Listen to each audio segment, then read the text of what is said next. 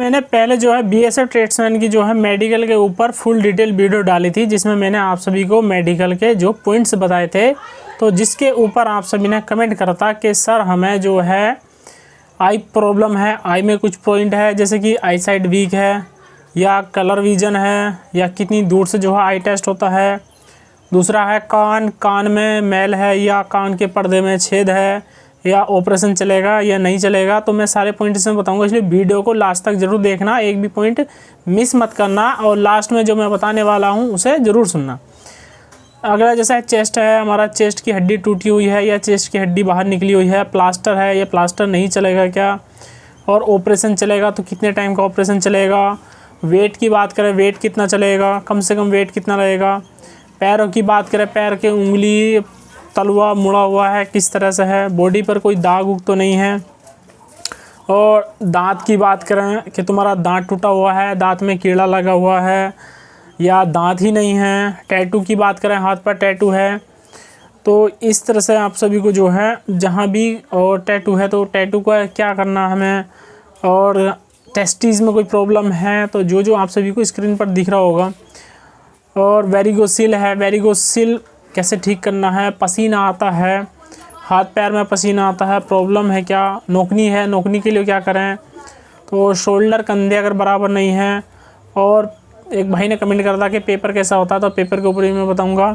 और रीमेडिकल मिलता है या नहीं मिलता, और हाइट क्या दोबारा चेक होती है, और तलवे के ऊपर। तो ये सारे के सारे पॉइंट्स मैं इस वीडियो में बताने वाला हूँ, इसलिए वीडियो को लास्ट तक ज़रूर देखना। और लास्ट में आप सभी को मैं जो है एग्ज़ाम डेट बताऊँगा कि एग्ज़ाम आपका कब होएगा इसका, और आपको पढ़ने के लिए भी और जो नेक्स्ट वीडियो रहेगी उस पर भी कमेंट करना अपना। अब सबसे पहले आई की बात करें तो आपको जैसे स्क्रीन पर आई दिख रही है, तो आई आपकी कैसी होती है, आई साइड वीक कैसी होती है। ठीक है, आई साइड वीक क्या होती है, जब हम क्या करते हैं, जब आई टेस्ट होता है हमारा, तो मैंने बताया था कि इस तरह से एक आंख पर क्या रख दिया हमने, वो रख दिया। उसके बाद हमसे क्या पूछेगा, अक्षर पूछेगा कि ए है, बी है, सी है, डी है, इस तरह से। ये हो गया, इस आंख से सही चमक रहा है एकदम। फिर इस आंख को ढककर इस आंख से इस तरह से मालूम करेंगे हमसे, तो क्या हमें सही चमक रहा है या नहीं चमक रहा। और ये जो आई साइड वीक होता है, ये टेस्ट जो होता है, और ये कितनी दूर से होता है, तो 5 मीटर दूर खड़ा करके आपसे कराया जाएगा। ठीक है, बड़े अक्षर भी रहेंगे, छोटे अक्षर भी रहेंगे, जिसमें आपका इंग्लिश के अक्षर रहेंगे और आपके जो है हिंदी के भी अक्षर रहेंगे और आपकी गिनती भी रहेगी, तीनों चीज़ रहेगी।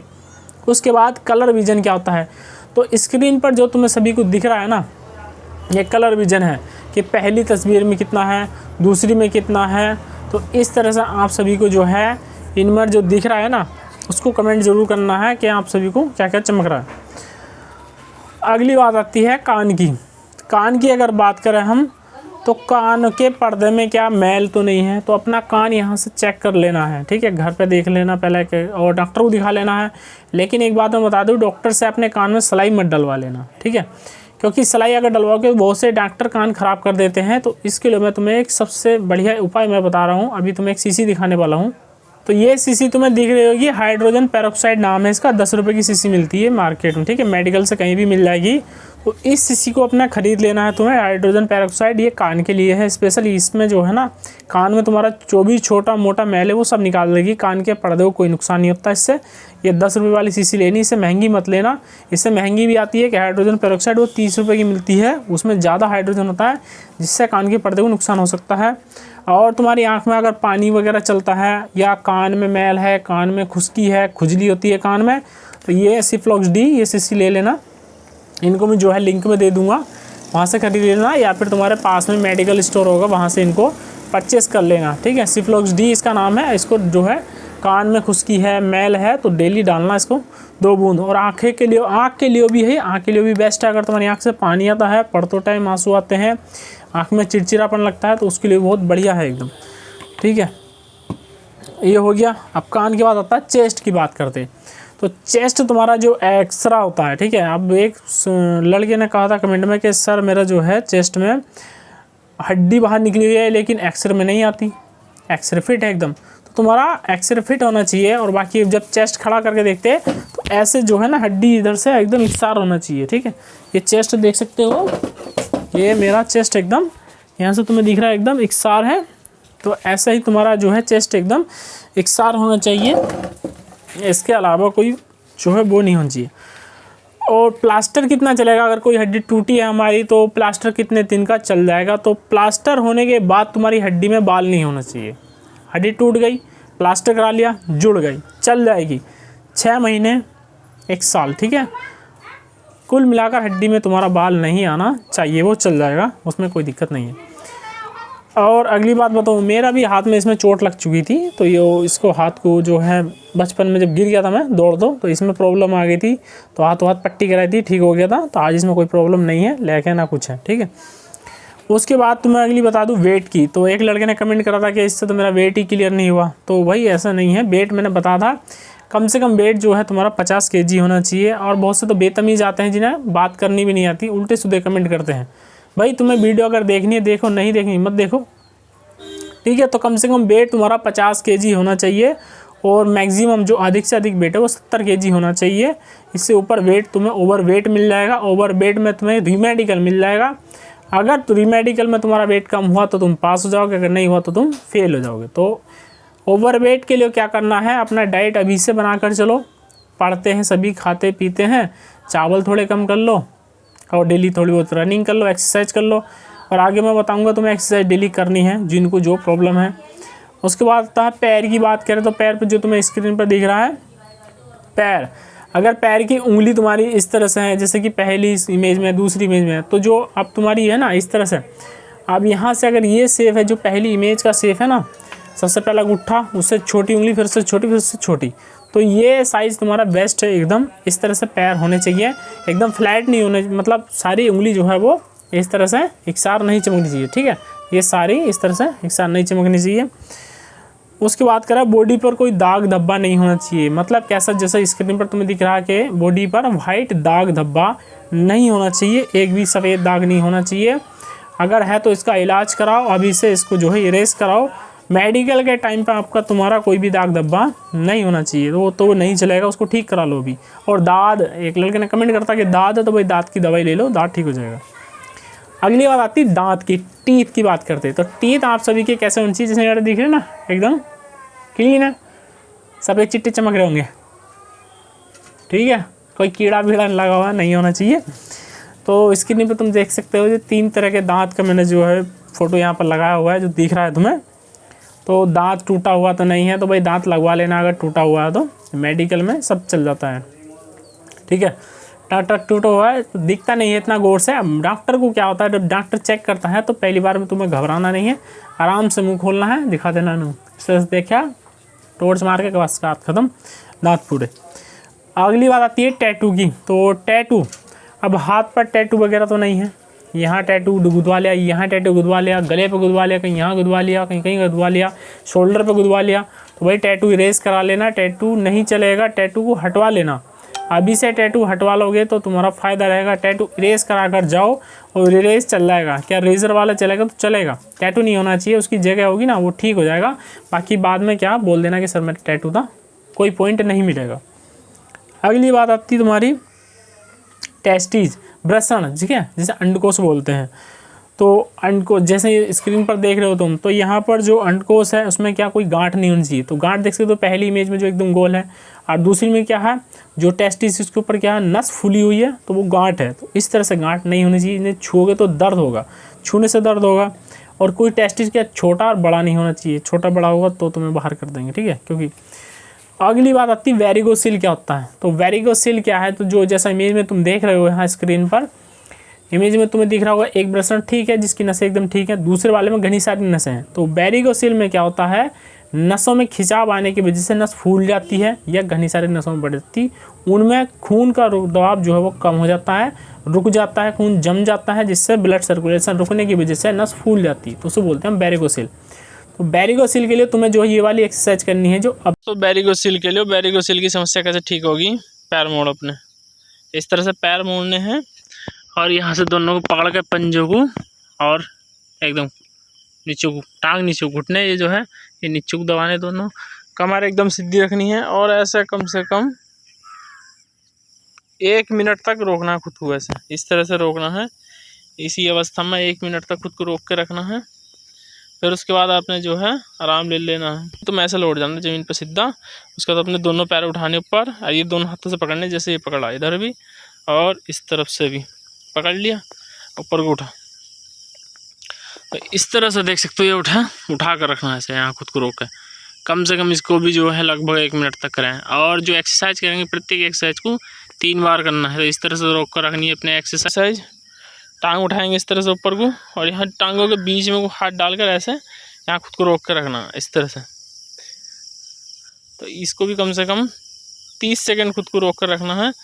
ये एक्सरसाइज जो है वैरिकोसिल के लिए करनी है। और अगली एक्सरसाइज और बता रहा हूँ मैं। अगली एक्सरसाइज और है वैरिकोसिल के लिए, टांग ऊपर उठाएंगे और पीछे जमीन पे टच कर देंगे ऐसे। हाथों से पकड़नी टांग, ये टांग पकड़, हाथों से टांग पकड़ ले इस तरह से। उसके बाद जो है इस तरह से यहाँ पर लगा कर हाथ और टांग कम से कम 1 मिनट, जितनी देर तुमसे रुका जाओ उतनी देर जो अपनी सीधी रखनी है एकदम इस तरह से। तो ये एक्सरसाइज जो है वैरिकोसिल के लिए हो गई। ठीक है, तो ये सारी एक्सरसाइज तुम्हें वैरिकोसिल के लिए करनी है। आता है हाथ पैर से पसीना आता है, ठीक है, हाथ पैर, हाथ से दिख रहे हो मेरा एकदम सूखा हाथ, तो यहाँ से भी देख सकते हो। तो अब तुम्हारे हाथ पैर पे क्या होना चाहिए, पसीना नहीं, यहाँ पसीना आता है किस तरह में, डर लगता है तो डर की वजह से ही पसीना आता है। तो पसीना चल जाएगा, पसीने से कोई प्रॉब्लम नहीं है। कपड़े तुम पहरे रहोगे, पूछ लेना, मुझे दिखा दोगे, ठीक है। अगली बात करें, नोकनी क्या है। तो नोकनी तुम्हारे घुटने मिलते हैं नहीं, तो इमेज में देख रहे हो जैसा कि घुटने मिलते हैं, तो घुटने मिलने अगर नोकनी है तो ठीक हो जाएगी। तो ये वाली एक्सरसाइज तुम कर लेना, ठीक है। नोकनी के ऊपर बात करेंगे तो नोकनी जो होती है क्या है, घुटनों के बीच में जो जगह है यहाँ पर गैप ये होना चाहिए, गैप इसका, तो इसके नोकनी नहीं है।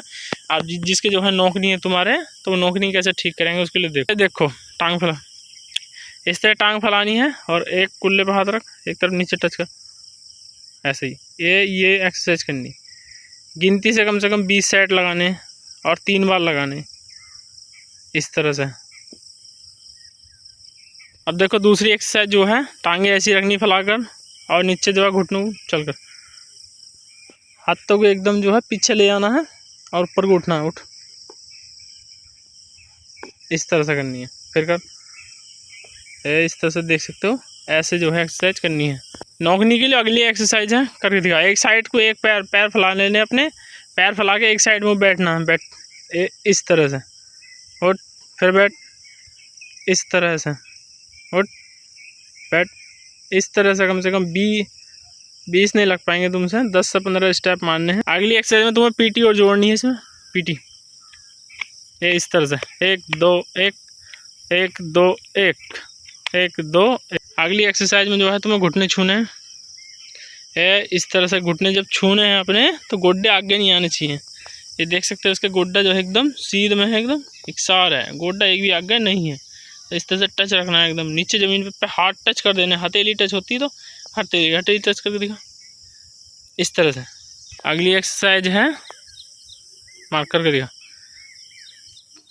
कंधों पर हाथ रख कर अपने पंजे छूने हैं हाथों से। तो इससे तुम्हारी जो है कमर और टांग फ्लेक्सिबल होगी, जिससे तुम्हारी पैरों की नोकनी जो है एकदम ख़त्म हो जाएगी। इस तरह से देख सकते हो, ऐसे करना है। अगली एक्सरसाइज तुम्हें जो है इसमें बटरफ्लाई जोड़नी है, करके दिखा बटरफ्लाई।